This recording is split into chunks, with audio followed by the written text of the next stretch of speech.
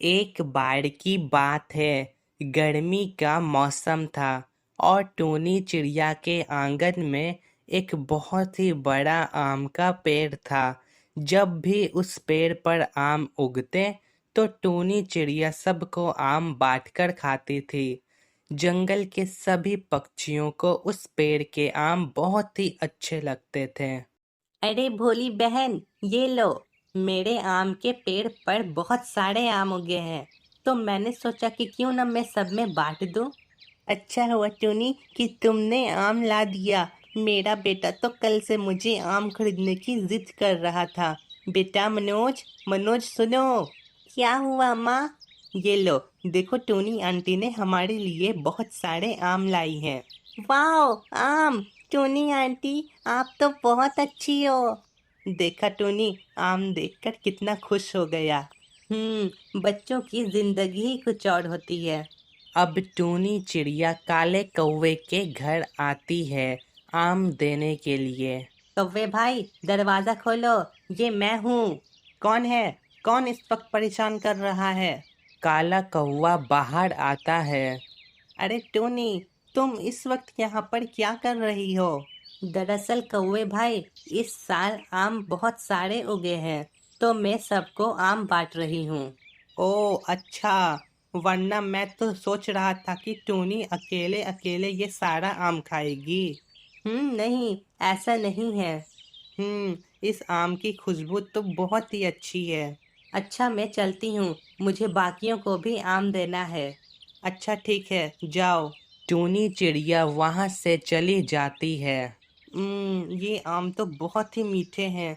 टूनी के पेड़ पर बहुत सारे आम उगते हैं। वो सारा थोड़ी ना बांटेगी, पहले वो जी भरकर खाएगी।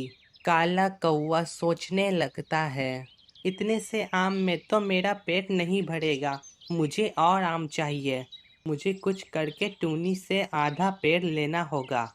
रात हो जाता है और काला कौवा टूनी के घर आता है। अरे कौवे भाई, आप इतनी रात में यहाँ क्या कर रहे हैं? ओ वो टूनी, तुमसे कुछ बात करनी है। हाँ हाँ, क्या बात है, बताओ। टूनी पहले तुम बाहर आओ। टूनी चिड़िया बाहर आती है।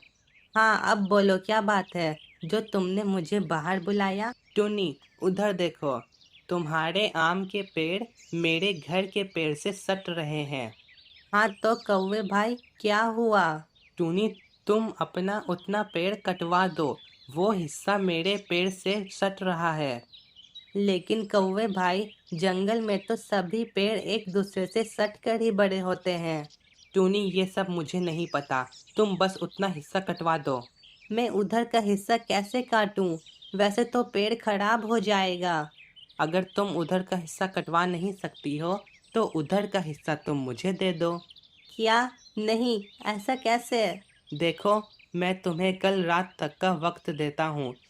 कल रात तक सोचकर बता देना, वरना मैं पेड़ कटवा दूंगा। अब टूनी बुरा मत मानना। ऐसा बोलकर काला कौवा वहां से चला जाता है। मैं क्या करूं? मुझे तो कुछ समझ में नहीं आ रहा है। अब सुबह हो जाता है और टूनी चिड़िया कबूतर के पास आती है। अच्छा, तो ये बात है। हाँ, मुझे तो कुछ भी समझ नहीं आ रहा है। देखो, अगर तुम पेड़ कटवाओगी तो तुम्हारा ही नुकसान होगा। क्यों न तुम उस तरफ का हिस्सा दे दो। बात ज़्यादा आगे मत बढ़ाओ, तुम्हारे पास और कोई रास्ता नहीं है। ठीक है, मैं ऐसा ही करती हूँ। तुम्हारा शुक्रिया कबूतर भैया।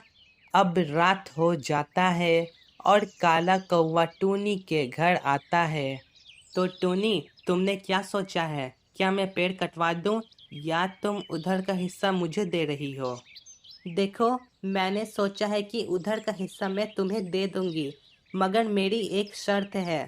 शर्त? कैसी शर्त? मैं तुम्हें उधर का हिस्सा तो दे रही हूँ, मगर तुम फिर कभी भी पेड़ के बारे में कुछ नहीं कहोगे, अगर वो सटे तो। काला कौवा थोड़ी देर तक सोचता है और फिर वो मान जाता है। अच्छा ठीक है, मैं तैयार हूँ। मुझे तुम्हारी शर्त मंजूर है। अब उधर का हिस्सा काला कौवा का हो जाता है। जिस कारण वो पेट भर कर आम खाता है और धीरे धीरे देखते ही देखते उस तरफ के सारे आम खत्म हो जाते हैं। अरे ये क्या, मेरे तरफ के तो सारे आम खत्म हो गए और टूनी की तरफ तो बहुत सारे आम हैं। काला कौवा अपना दिमाग लगाता है और वो टूनी के घर वापस आता है। कौवे भाई, क्या हुआ? कुछ काम है क्या? नहीं, वो दरअसल मैं कुछ बोलने के लिए आया हूँ। हाँ बोलो। देखो टूनी, तुम्हारे आम के पेड़ से सारे पत्ते मेरे आंगन में गिर रहे हैं और मुझे हर वक्त साफ करना पड़ता है। क्या तुम अपने पेड़ को कटवा सकती हो? क्या? कौवे भाई, ये तुम क्या कह रहे हो? ये जंगल है, यहाँ तो सभी पेड़ से पत्ते गिरते हैं, तो उन्हें हम थोड़ी ना साफ करते हैं। मुझे गंदगी से बहुत नफरत है, इसलिए अगर तुम पेड़ नहीं काट सकती हो तो तुम पेड़ मुझे दे दो। क्या? मैं ऐसा नहीं कर सकती हूँ। हमारी तो बात हुई थी कि तुम पेड़ के बारे में कुछ नहीं कहोगे। देखो, मैं पेड़ के सटने के बारे में कुछ नहीं बोल रहा हूँ, मैं उसके पत्ते के बारे में बोल रहा हूँ और उसके बारे में तो कोई भी बात नहीं हुई थी। क्या? ये तुम बेईमानी कर रहे हो? देखो, मैं कुछ नहीं कर सकता हूँ, तुम मुझे कल रात तक सोचकर बता देना, वरना मैं पेड़ कटवा दूंगा। अब देखो टोनी, प्लीज़ बुरा मत मानना, मुझे गंदगी से बहुत चिढ़ है, इसलिए मैं ये बोल रहा हूँ। अब काला कौवा वहाँ से चला जाता है और टूनी चिड़िया सोचने लगती है कि वो अब क्या करे, और टूनी फिर कबूतर से बात करती है। क्या, ये तो अब हद हो गई, ऐसा थोड़ी ना होता है। वही तो, मुझे भी समझ नहीं आ रहा है कि अब मैं क्या करूं। उसने हमारे साथ चालाकी की है, तो अब हमें भी चालाकी करनी होगी। मतलब क्या है तुम्हारा? मेरी बात ध्यान से सुनो। कबूतर टूनी के कान में चुपके से बोलता है और अब रात हो जाता है और काला कौवा टूनी के घर आता है। तो टूनी, तुमने क्या सोचा? क्या मैं पेड़ कटवा दूं या तुम पेड़ मुझे दे रही हो? देखो, मैं तुम्हें पेड़ दे दूंगी, मगर एक शर्त है। फिर शर्त? अच्छा ठीक है, बताओ क्या है शर्त। मैं तुम्हें पेड़ दे रही हूँ, मगर इसके बाद तुम कभी भी पेड़ के बारे में कुछ नहीं बोलोगे और तुम्हें उससे कोई परेशानी भी नहीं होनी चाहिए। अगर तुम कुछ पेड़ के बारे में बोलोगे तो तुम्हारा घर मेरा हो जाएगा। काला कौवा अपने मन में सोचता है, वैसे भी ये पेड़ तो मेरा ही हो जाएगा, तो मुझे इस पेड़ से कोई परेशानी थोड़ी ना होगी। अच्छा ठीक है, मुझे तुम्हारी शर्त मंजूर है। अब से वो आम का पेड़ मेरा हुआ। अब सुबह हो जाता है और काला कौवा देखता है कि टूनी उसके पेड़ से आम ले रही है और वो फौरन वहाँ पर आता है। अरे टूनी, ये तुम क्या कर रही हो? तुम मेरे आम चोरी कर रही हो। तुम्हारा आम? ये तुम कैसी बातें कर रहे हो? ये आम तो मेरा है। क्या तुम्हारा दिमाग खराब हो गया है क्या? क्या तुम्हें कल की बात याद नहीं है? कल तुमने मुझे खुद ही पेड़ दिया था। लगता है कि तुम्हें खुद कल की बात याद नहीं है। मुझे अच्छे से याद है। कल मैंने तुम्हें आम के पेड़ दिए थे, आम नहीं, और ना ही मैंने आम के बारे में कुछ बोला था। मगर टूनी, तुमने तो आम दिया था। नहीं, मैंने आम नहीं दिया था।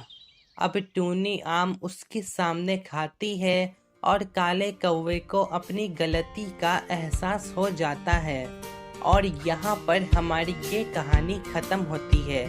अगर आपको ये कहानी पसंद आई हो तो इस वीडियो को लाइक और चैनल को सब्सक्राइब ज़रूर कर दें और कमेंट करके ज़रूर बताएं कि हमारी ये स्टोरी आपको कैसी लगी।